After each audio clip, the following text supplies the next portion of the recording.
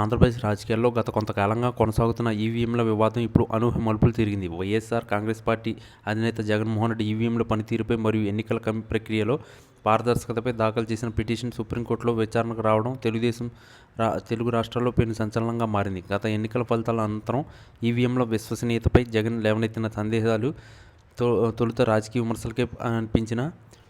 విమర్శలుగానే అనిపించినా ఇప్పుడు సర్వోన్నత న్యాయస్థానం ఈ అంశాన్ని తీవ్రంగా పరిగణించడం గమనార్హం. ప్రజాస్వామ్యంలో ఓటర్ల నమ్మకమే ప్రాథమికమని భావించిన న్యాయస్థానం ఈ పిటిషన్లోని సాంకేతిక అంశాలను క్షుణ్ణంగా పరిశీలించాలని నిర్ణయించింది.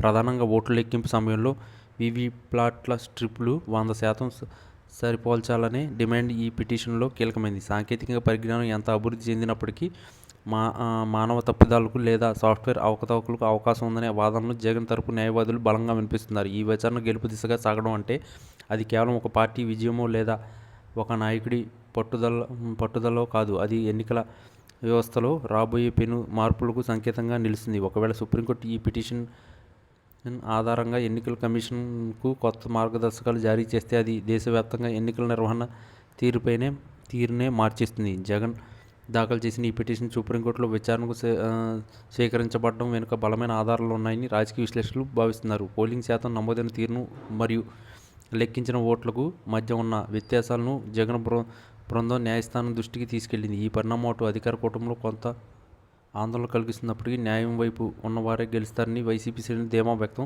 చేస్తున్నారు. ప్రజాస్వామ్యంలో ఓటు హక్కు అనేది అత్యంత పవిత్రమైందని, దాన్ని రక్షించే బాధ్యత న్యాయస్థానాలకే ఉంటుందని ఈ విచారణ సందర్భంగా న్యాయమూర్తులు వ్యాఖ్యానించినట్టు తెలుస్తుంది. ఈ కేసులో వెలువడే తీర్పు కేవలం ఆంధ్రప్రదేశ్ రాష్ట్రానికి మాత్రమే పరిమితం కాకుండా భారతదేశం మొత్తం మీద ప్రభావం చూపుతుంది. ఈవీఎంల భద్రత మరియు హ్యాకింగ్ సాధ్యమా కాదా అనే అంశంపై నిపుణుల కమిటీని ఏర్పాటు చేసే అవకాశం కూడా ఉంది. ఒకవేళ విచారణలో సానుకూల ఫలితం వస్తే అది జగన్ రాజకీయ ప్రస్థానంలో ఒక చరిత్రాత్మక విజయంగా నిలిచిపోతుంది. ప్రజల తీర్పును తారుమారు చేసే శక్తులు ఉన్నాయని తాము మొదటి నుంచి చెబుతున్న మాటలకు ఇప్పుడు న్యాయస్థానం ద్వారా బలం చేకూర్చినట్లు వైసీపీ నేతలు వాదిస్తున్నారు. ఈ మొత్తం వ్యవహారంలో పారదర్శకత పెరిగితే అది అంతిమంగా సామాన్య ఓటర్లకే ప్రయోజనం చేకూరుతుంది.